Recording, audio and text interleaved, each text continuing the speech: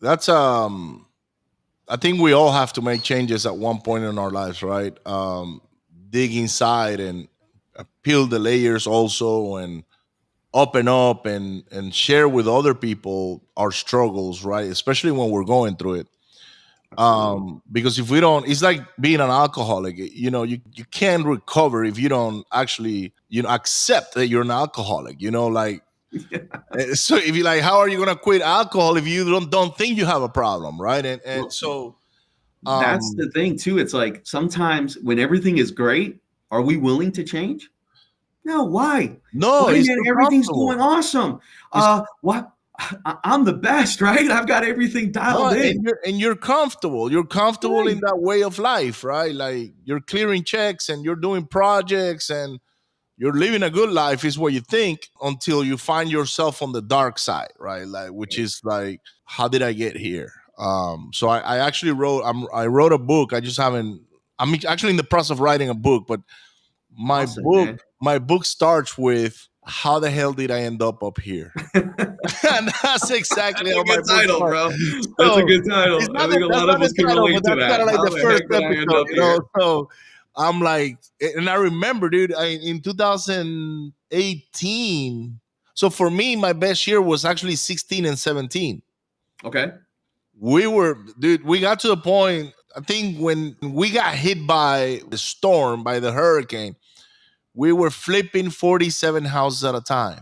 Wow. So we had a warehouse with materials coordinator, the buyer from Home Depot, and a superintendent walking around all the properties, and Mhm. myself and Dennis were doing the same.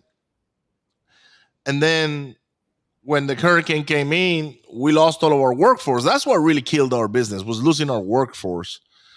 But you got now 47 private money loans that you got to pay every month.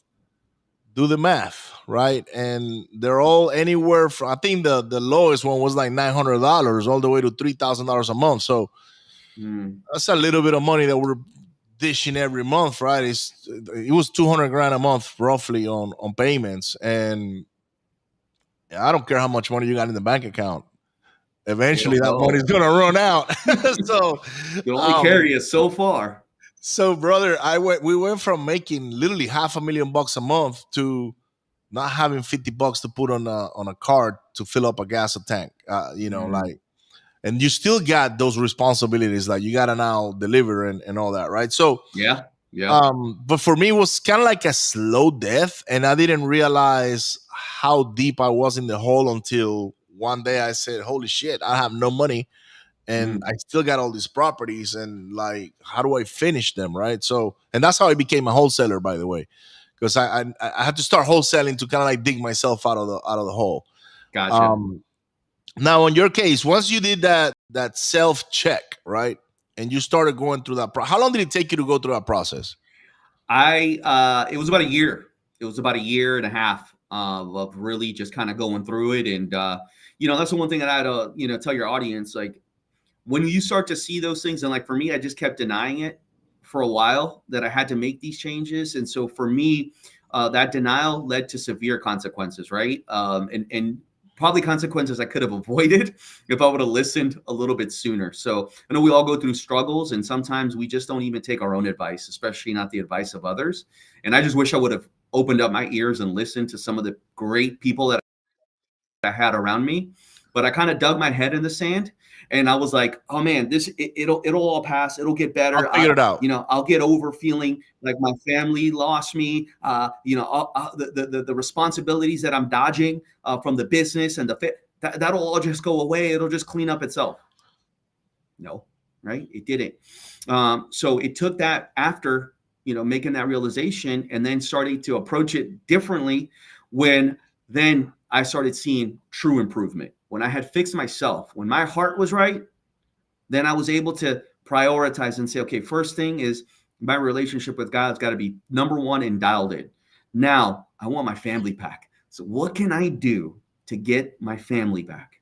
And then after that, what am I going to do to fix this business and start doing those changes? So I'm telling you, as I started to grow in my faith and do those things, God really got a hold of my life. And brother, in 2018, me and my wife got Wow. remarried. She started to see changes in me that she always hoped that would happen, and God brought reconciliation to our marriage. First win. Then, as I started to go through and really revamp the business and reorganize and pivot and learn more about the construction and new development and things like that, I started to open up my scope of what I was doing in real estate and not just consider myself a flipper. I started to build and got involved with some joint ventures on a larger development project, and really started to see that. Well, that opened up my eyes to other things that I could be doing in real estate. So from there, just started making different changes, armed with a new perspective on life, brother. And that's what has allowed me to now turn everything back around. Now 2025. So 6-7 years later, getting back to a position where, I'm not just doing this for Carlos anymore. I'm doing this for God, for my family, and then ultimately to help out my community and add value, and give back as much as I What can. about your wife? Did she have any changes throughout the whole year and a half too that you guys were apart?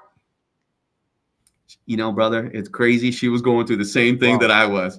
She was reevaluating her life, and she had the same come to Jesus time around the same time that I was doing it, where she relinquished control. She sought a mentor just like I did. Again, we were doing this independently. Didn't even realize what was going on until one day we started talking about it. And she's just asked me blatantly. She's just like, what's wrong? What's going on with you? Why are you different? And then we started talking. She's like, wait a minute. Well, I'm doing the same thing. We started to realize that we both had our lives a little out of perspective and not correct how we should be. And because we were both pursuing this relationship that we never had with God, then that was a common denominator for us now to say, well, hey, maybe there's a chance, maybe there's an opportunity for reconciliation, and it happened for us. Good for both of you. Kind of strange how the universe works, right? They has to pull you apart to basically destroy you and reconstruct you. 100%. You just said that so perfect, man. That's exactly what it was. It just destroys you and then builds you back up, and then you guys were able to get back together, and now you guys are both doing amazing things, which we'll talk about that later. But Yep. Can you walk us through the main differences in between a fix and flip and a new construction? Fix and flip, you have to work with what you've got, okay? And whether it's good or bad, you've got to make it look good, right? But you've also got to fix the bones, because for me, one of the things I've always liked to do is make sure that I'm selling a property to a homeowner that's going to be done correctly, right? So I make sure the bones are good. However, that can come with its challenges, can come with its surprises and unknowns, right? You start ripping out drywall and you see that your studs are all rotted out. And here in Florida, we deal with a lot of termites. Man, this house is termitey and I got to rebuild it. Well, my budget just got blown by 30, 40 grand.